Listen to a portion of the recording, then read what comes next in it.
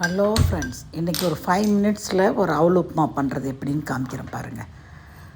எண்ணெய் ஊற்றி கடுகு, உளுத்தம்பருப்பு, கடலைப்பருப்பு, கொஞ்சம் சீரகம் எல்லாம் போட்டுட்டு நல்லா வணக்கிடணும். அதை வணக்கிட்டு அதுக்கப்புறமே பச்சை மிளகா, இஞ்சி துருவி வச்சது, அப்புறமே வெங்காயம் எல்லாத்தையும் போடணும். இதில் கடலக்காய் இருந்தால் கடலக்காய் போடலாம். என்கிட்ட கடலக்காய் இன்றைக்கி இல்லை, தீந்துடுச்சு. அதனால் முந்திரி பருப்பு கொஞ்சம் போட்டேன். கடலக்காய் இருந்தால் நிறைய கடலக்காய் போட்டோம்னாலும் டேஸ்ட்டாக இருக்கும். வெங்காயம் போட்டு நல்லா வணக்கிட்டு அதில் நான் கொஞ்சம் கேரட் இன்றைக்கி போடலான்னு போடுறேன்.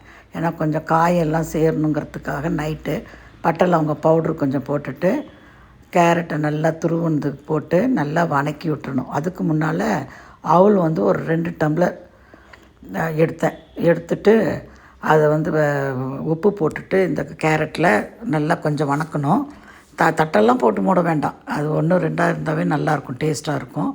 அதை அப்படியே வணக்கி விட்டுட்டு இந்த டம்ளரில் 2 டம்ளர் அவல் எடுத்து தண்ணி ஊற்றி 2 தடவை கழுவிட்டு தண்ணியை வடித்து அப்படியே வச்சிடணும். தண்ணியோடு வைக்கக்கூடாது. வச்சிங்கன்னா இப்படி உதிரியாக ஆகிடும். அது அவ்வளோதான். அதை அப்படியே போட்டு அது கொஞ்சம் சூட்டிலே பிரட்டி எடுக்க வேண்டியது தான். அவல் உப்புமா மட்டும் தண்ணியில் ஊரெல்லாம் வைக்கக்கூடாது.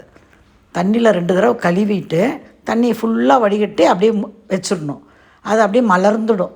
மலர்ந்த உடனே அதை அப்படியே எடுத்து போட்டு கொஞ்சம் கொஞ்சமாக போட்டு அதில் நல்லா கலந்து விட்டுட்டு அந்த சூட்லேயே இருக்கிற மாதிரி வச்சுட்டு ஸ்லோ பண்ணிவிட்டு ஒரு தட்டம் போட்டு மூடிட்டு ஆஃப் பண்ணிடணும். உடனே ஆஃப் பண்ணிடணும். அது ரொம்ப நேரம் வேகணும் அப்படின்லாம் கிடையவே கிடையாது. அவ்வளோ சும்மாவே சாப்பிட்டாவே நல்லாயிருக்கும். அதை பாருங்கள், இதை அப்படியே அமுக்கி வச்சுட்டு தட்டம் போட்டு மூடி வச்சுட்டேன். அவல் உப்புமா ரெடி. ரொம்ப சூப்பராக இருக்கும். இதுக்கு இஞ்சி சட்னி இருக்குது, அதை தொட்டுட்டு சாப்பிட்லாம். இன்றைக்கி நைட் அதுதான். தேங்க்யூ.